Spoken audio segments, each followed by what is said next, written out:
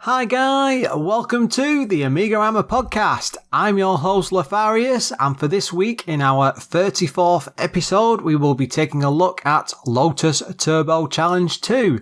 But as always, before we jump right into that, I thought we'd have a look at a couple of news items.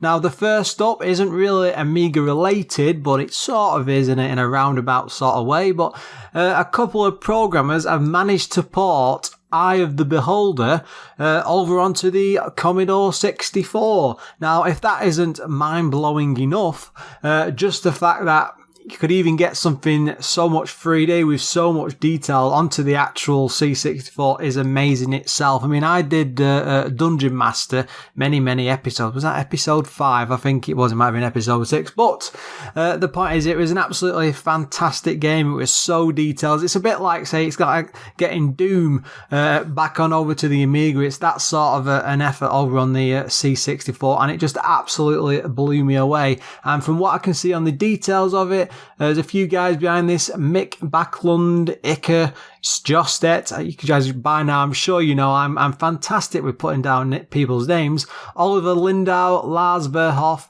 and Linus. But yeah, it looks absolutely fantastic, and there's a video up at the moment. I will put a link into the show notes, but you can get a bit of blurb about that over on indieretronews.com, which again, that's a fantastic news site, especially for Amiga related stuff. Next up was something I noticed the other day on the oldschoolgameblog.com. Basically, Flashtro have finally released a full working version of Alcocopter. Now what this is basically like is a little copter flying up, down, left and right, and you have to like get things back to a base. It's puzzle related, but it's nice and simple, and it looks like a really fantastic fun little game to play. I think I played a demo of this last year, but anyway, it's fully available, and I will stick a note into the show notes. Now, as a bit of an aside, as of next week, will be the 23rd of June, I will be attending something called the Super Retro Games Fair. I'm really looking forward to this. It's up in Leeds. I think it's in the university. Looks absolutely fantastic. I've been to like retro gaming market fairs before, but I'm going to be going there to keep an eye on all sorts of games. I've recently picked up, I've said before, a Sega Game Gear and a Sega Nomad, so I'm trying to get my hands on more like Mega Drive and Game Gear games. But as always, I will be keeping an eye out for the odd box copy of some Amiga games. I'm still after Last Crusade, but in a decent condition with all the innards and stuff inside, and I might try and get the other Monkey Island games as well. Anyway, that's just an aside, but I'm really looking forward to it, and if I can, I'll try and come back with some sort of report when we next record an episode. With that out of the way, it's time to move on to this week's game. And for this week, not for any particular reason, I've gone with Lotus Turbo Challenge 2. Now, this is mainly off the back of I was trying to find more interesting linkable games that I could play on Amiga Live with Dan from Lemon Tube Amiga, so I'm quite happy to say he did help me out a great deal again. We spent a couple of hours playing through this as much as possible and just having a good time for it, and of course you can see the YouTube footage. But anyway, getting over to the game, it was published by Gremlin, and they were responsible for games like Disposable Hero. I think that's quite popular. Harley Quinn. I think I've had a request for that recently actually to cover it, and I think it's a very bizarre colour. The coders were on drugs sort of platformer, so it's probably one I will tackle. Little Divil. That was a very I can't think of it. It's like cartoon characters. That's a weird 80s style, a Dungeons and Dragons style type animation.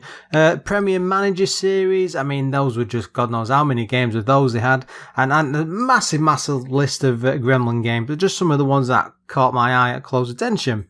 It was developed by Magnetic Fields.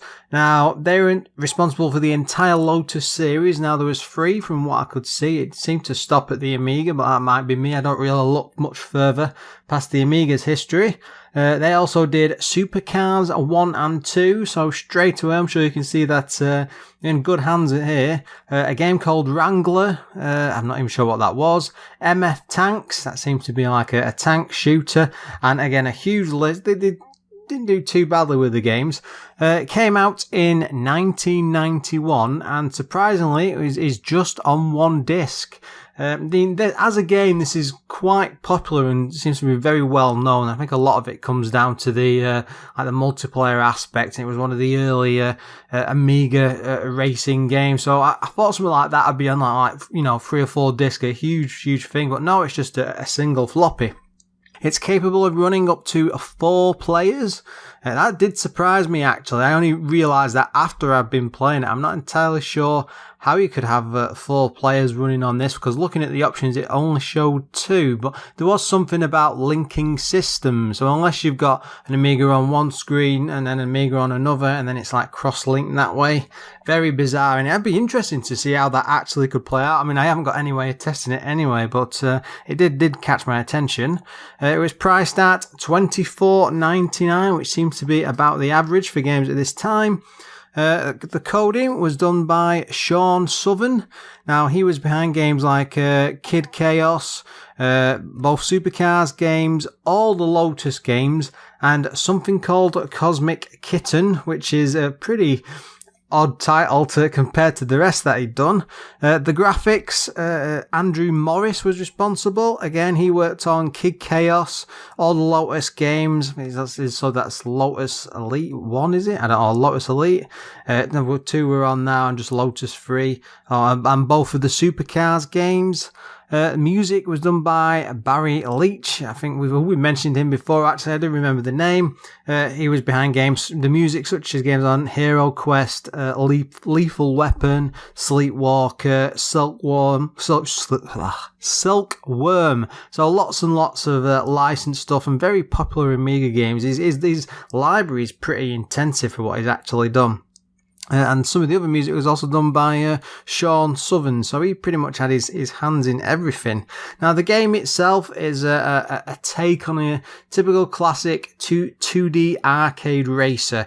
Now, when I was looking into this, there seems to be a bit of rivalry and competition going on between these guys and Core, because Core were responsible for something called Jaguar XJ220, and from what I could see, they seem to have ripped the design pretty much off the Lotus games, and I've got this vague memory. I've read somewhere that there was a big rivalry going on between the two houses, and some accusations might have gone back and forth, but I couldn't really find anything about that, and I did try digging in different places. So if I haven't mentioned that, I've got that a bit wrong. By all means, you know the usual places. Either come to the Facebook page or drop me a line on the Twitter account.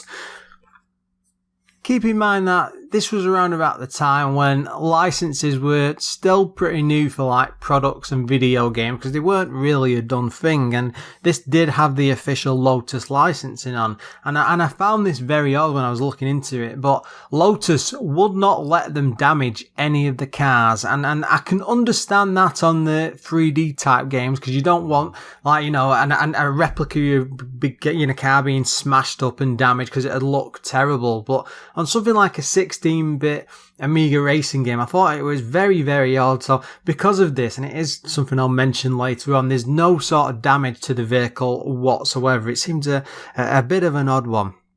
Now, Andrew Morris was, from what I read in an interview, he was actually given full access to the Lotus cars at the time. So the Espirit, did I call it the Elite before? I think I almost did. And the Lotus Elan. And from what I could tell in an interview, he was saying that he actually got a chance to drive them all around about 145 miles an hour on a racetrack. I'm sure that's something that a lot of the more recent programmers go through as well, but this guy was just responsible for the graphics, so I would have expected them just to let him film a couple of videos and maybe have a wander around, but no, they actually threw him in one and let him go speeding around like crazy. And because it was the sequel, and they seemed to be quite pleased with the first one, they let him play with the Elan, and that got tied into the licensing. I also found out that Lotus themselves were so pleased with the work that they'd actually done with the graphics and music and the way everything worked together, and the fact it was actually quite a good seller. Afraid I couldn't get any selling numbers, but back at their headquarters, they installed an Amiga pretty much in the reception area, from what I could tell, and visitors could call in and actually play the game and see it in action. I mean, at the time, if you think about it, it sounds crazy. This is like an Outrun style racer, but it was state-of-the-art graphics back then, especially for racing games, the early 90s and stuff, so you can sort of understand why they'd be so proud of it. Of course, with it being a sequel, it pretty much had more courses than the original game, and from what I could tell seemed to be a first. It was the first racing game, I believe, with proper weather effects, which actually affect the driving. Now, I couldn't confirm that 100%, but from what the interviews and reviews were saying at the time, it seemed to be the case. So, quite a good first, especially for a British game. And these sort of effects were pretty groundbreaking. You're not getting that sort of thing, unless maybe, then even again, the arcades would have just been completely different. Despite being a licensed game, it didn't seem to appear on too many systems. It was converted to the Atari ST and the E, the Sega Mega Drive / Genesis. I mean, that did interested me, actually. I'm assuming with like the music and with the drivability and the arcade sort of racing action, it probably made it an ideal console game, but I did find it very odd that it didn't appear over on, say, like the Super Nintendo or 3DO or anything like that. There didn't seem to be any sort of expansion beyond that. I'm not sure what happened. Seeing as it got a third game as well, it seems like the ideal sort of game for it. There's also a version on the Acorn Archimedes. Now, I'm not very familiar with their games at all, so I might actually have to go and have a look at that and just see how it actually came across, especially with the music, because I'm not sure if the Acorn was that well known for doing this degree of music, if it had the chipset or was even more than capable enough. There's probably Acorn Archimedes collectors now screaming at me on the other end going, oh my god, what are you talking about? The Acorn's a fantastic system. I'm afraid I don't know. It's probably something I should look at in the future. With this being a racing game, of course, there's no actual story. The manual is pretty much bare basic, straight into it, just typical like instructions of how to play, the controls and what's involved. Now, as I said earlier, the game itself, it's like a 2D arcade racer. It's very, very similar to things like Outrun, Chase HQ in a way. There's no actual multiple choice paths through the levels. It's entirely based around getting to the next checkpoint. There's nothing else beyond that. The view itself is behind the actual car, and the car does look absolutely fantastic. It is a Lotus. You don't actually get to see the front of the car, sadly. But again, you look at the title screen, you get the badge there. So there's something for Lotus aficionados, I suppose. I'm not sure what else to say. It is your typical racing game in the sense that when you're playing, in the top left, you've got like your speed and your gears, depending on whether you're using automatic or manual. That there is a bar there, which is more, it indicates more if you're using manual, because you need to time it right to get the speed right and stuff. Looks nice enough. Then up to the top right, you've got the score, the time remaining. It's typical racer, and of course you've got your speed up there. So it's not like there's any dials or anything dotted around. There's no sort of like HUD or mini map on the screen whatsoever. Now the graphics themselves, I will say they're absolutely gorgeous, especially for the times. You've got like your marshes and forests and things like that, and hills and cities and things, and they're all very well drawn. They do look like they don't look like 8-bit type of graphics, very 16-bit, quite dense, quite packed, and there's lots of obstacles on the road. As you drive along, the roads do actually roll up and down as if you're going over hills. It's not all flat, which seems to be quite a common thing with racing games at the time. It's a bit cheap, really, because it's not that difficult to put something in there. And of course, the obstacles, they're all over the side of the road. Simple things like trees and signs, like turning corners, that sort of thing. But there's things like logs and hedges and water hazards, and the things with like the logs and the hedges, when you hit hit them, they effectively act like a ramp, so you do actually get some air and do actually take off. No, you can't steer your car left and right and stuff. Once you hit a jump, you go straight off it. But in a lot of driving games, when you're going towards like a big hill and there's a height on it, once you hit the top of the hill, if you're going fast enough, a lot of time you will take off. Now, there's none of that in this. I mean, it doesn't really, I suppose it wouldn't really add anything to the game, but there were a couple of times and I was like really flying there at top speed and I thought, wouldn't it be great if you could just take off? But it's a car, it's not an airplane. What am I going on about? One of the things this game does really and really well is the sense of speed that it creates. When you are flying down the road and you're dodging in and out between things and going past other cars, the sense of speed is amazing, and it's probably the closest you'll get to probably looking like the 60 frame rate racing game that you'll get on modern consoles. I'm sure it's not up to that degree, but the speed of it, it's believable, it's fast, and the car handles well enough that you can always deal with situations that you're coming up on, and it really did impress me. Bear in mind, this is a game from 1991 and it moves at a fair old pace. Even with this really high speed and how quick it runs, I mean, it really does move at a fast clip. I didn't see any sort of slowdown, I didn't have any problems, and I tried it on a couple of settings, so I don't think it was down to, I just think it's how well it's been coded. It runs really, really quickly. Playing it on the multiplayer, and you'll see when you look at the video, it did get a bit of slowdown, but to be honest, I think it was more like stuttering every so often, but that might have been down to poor connections on Amiga Live, because there was, the two of us were playing it going across the internet, and most of the time it's okay, but every so often it would either just stutter and there'd be a slight bit of slowdown. I'm pretty sure that's not down to the game running on the Amiga. Now, it does run on a split screen when you run it that way, like half and half, typical for these sort of racing games. You don't lose too much, but probably the biggest problem with that straight away is you can't really see too far off into the distance because it letterboxes it and really squishes it up. But again, this is something that's quite common and happens with these games all the time, especially from that era. There is really only one game mode to this, and it's going from checkpoint to checkpoint, a bit similar in style to Outrun in a way, and you get about 60 seconds, I believe, between each one. And when you get to the next checkpoint, it adds another up to 60 seconds. I think it depends on how much time. I think in some cases, I'm sure it was about 48 to 50. But anyway, so you're really, really moving at a really high speed. You're having to keep to the track as much as possible, because if you do fall too far behind, that timer really will catch up with you, and if you're not there in time, there's no way you're beating it and you just can't carry on. Again, it's your typical checkpoint based play.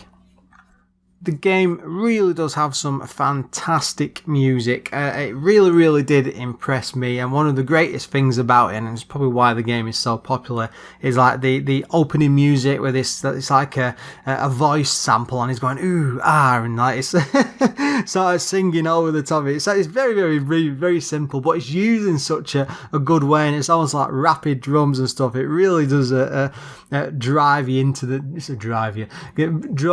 the music. Now, every stage has its own music. I'm afraid you can only choose between having the music on or off. If it's off, you get sound effects. If it's on, you only get the music. I suppose it's down to personal taste and how you want to play it. I think I've said already that the controls are really, really responsive. The car has a lot of weight to it. You can feel it when you're driving, the way it slips around corners and responds to things. It controls really, really well, which is always a plus with this type of game. There is a choice, I think I said, between manual and automatic gears. Again, if you're really into manual, I think that adds a whole new element of gameplay because you're having to flick up and time it with the speed and stuff. It's not just like driving a proper car, because when you're driving at speed, you really need to be quick on the ball.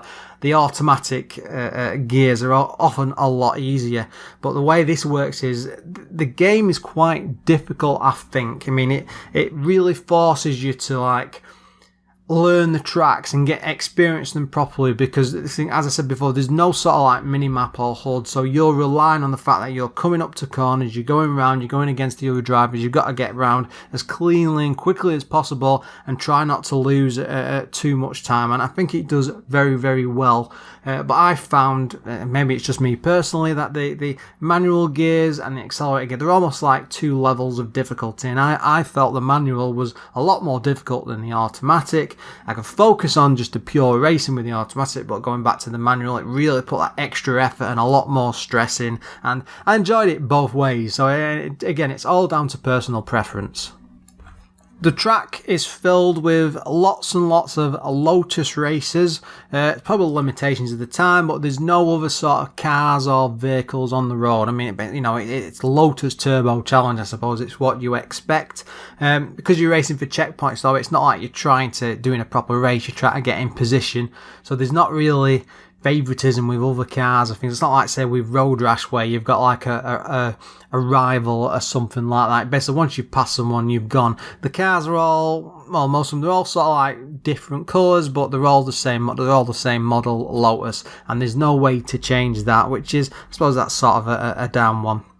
When you're speeding along, most of the time there's a lot of objects at the side of the road, but when you hit things, there is like a satisfying thud as you bounce off to the side, but you tend not to lose like 3/4 of your speed or something crazy like a lot of other racing games tend to do. This really does, it's focused on the speed. You will lose a bit, but you can just put your foot down and catch up enough, and it works pretty well because it's all like really speed focused.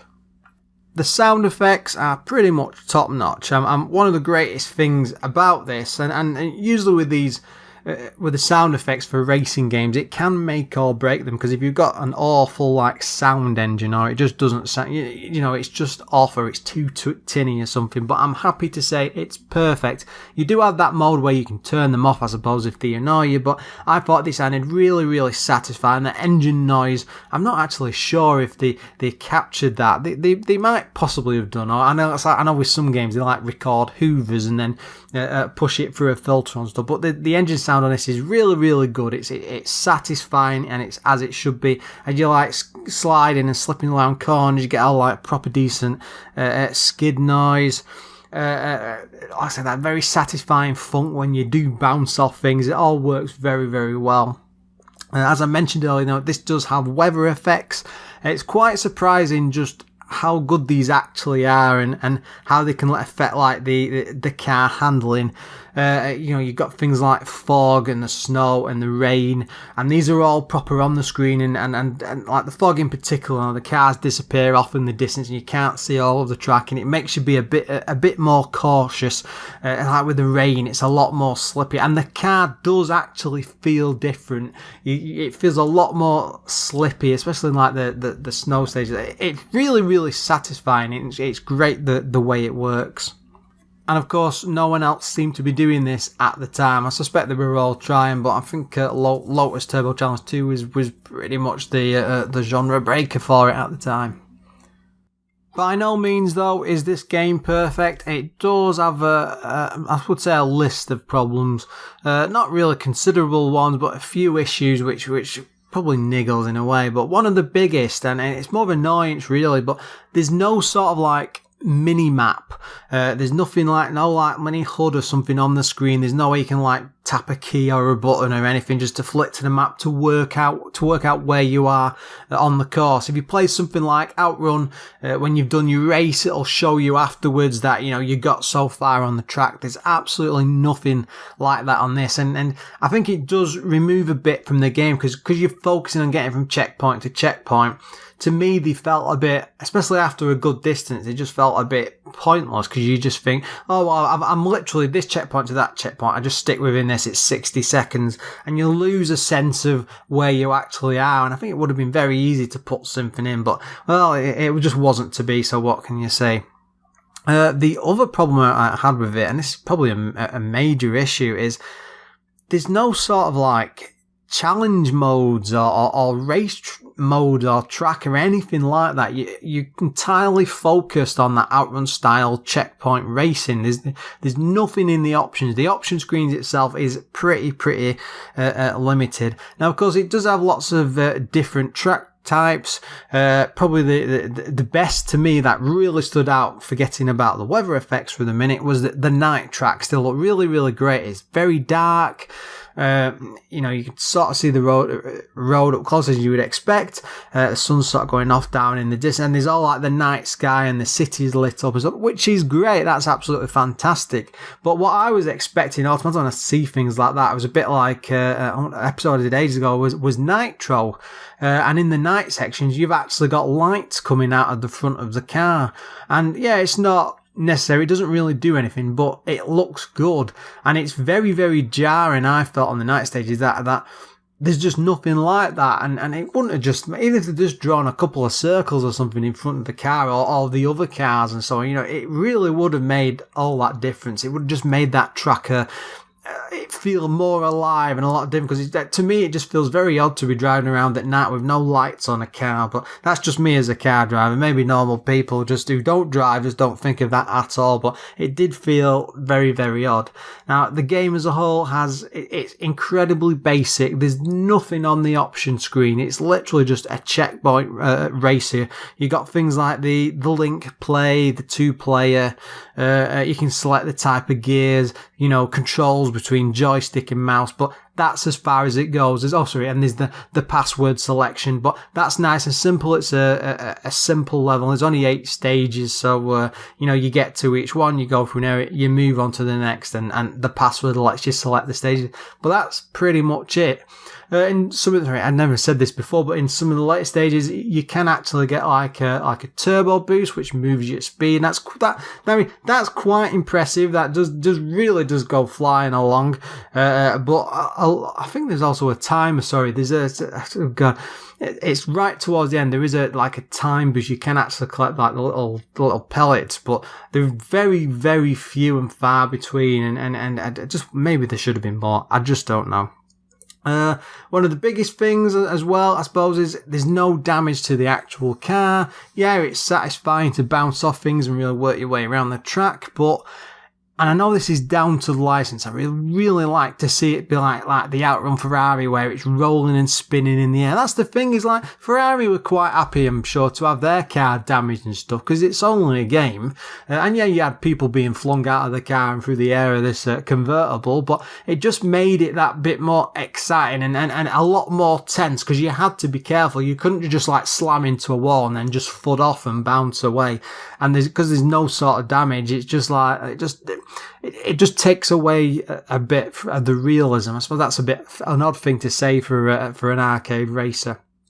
Now I was using this with WHD load, but I always do my usual. I try loading it off the floppy disks, and my god, the loading times were horrendous. And I get why, because it's on a single floppy, and it's probably loading the music and graphics and things, but it seemed to take absolutely ages. And from what I could see, there was a lot of reviews and people been commenting on different websites and forums and stuff, and saying the load times are horrendous. But again, this is 91, so maybe they just really weren't into disk compression, or it was maybe a bit of poor coding around that part, which is a shame, because the rest of the game is so good. In fact, there's probably, because there's so much goodness in that game, it just can't load it all at once. It takes ages. Now, for the time, this was rated extremely highly, pretty much across every magazine going.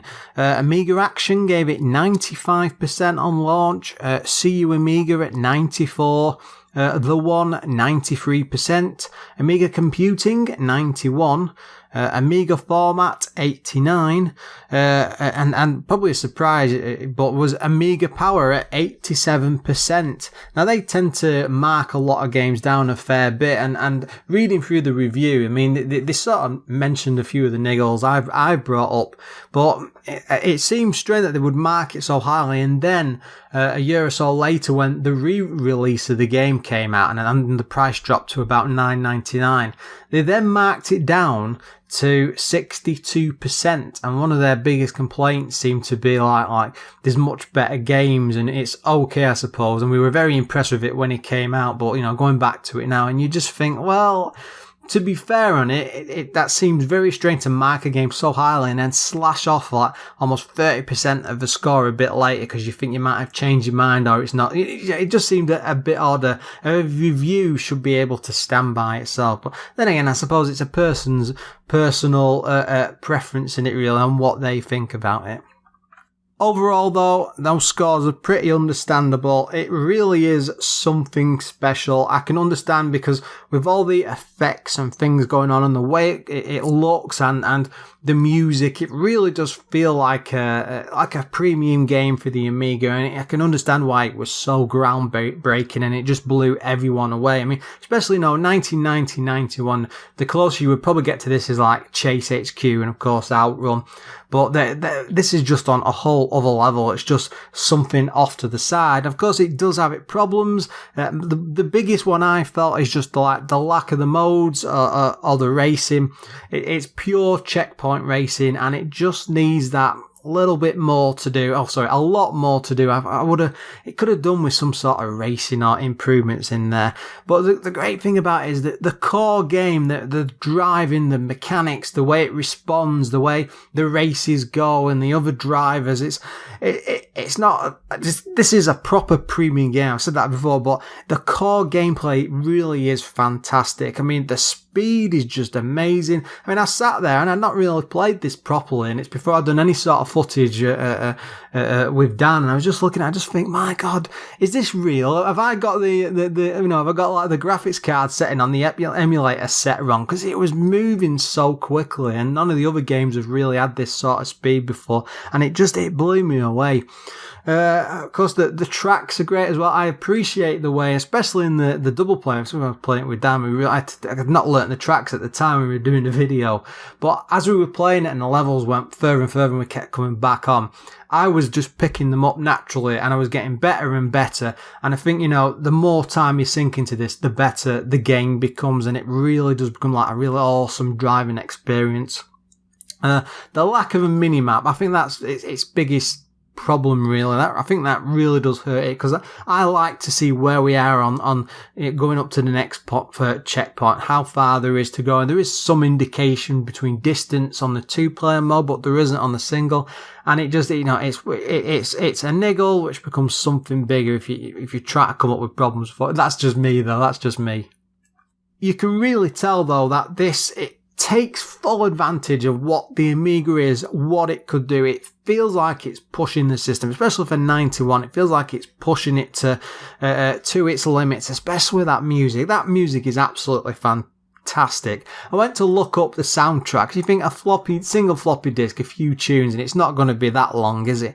But there's a good 15 minutes worth of music, which is quite impressive for an Amiga game, and your average track's like 2 to 3 minutes long, and of course the looped and stuff. But again, this is a single floppy, and there's so much music. You've got voice samples in there, and it's not just simple remix. Every single track has got a different music track on, and it really does make it a fantastic racer. So yeah, I mean, it looks great, it sounds good, it plays fantastically well.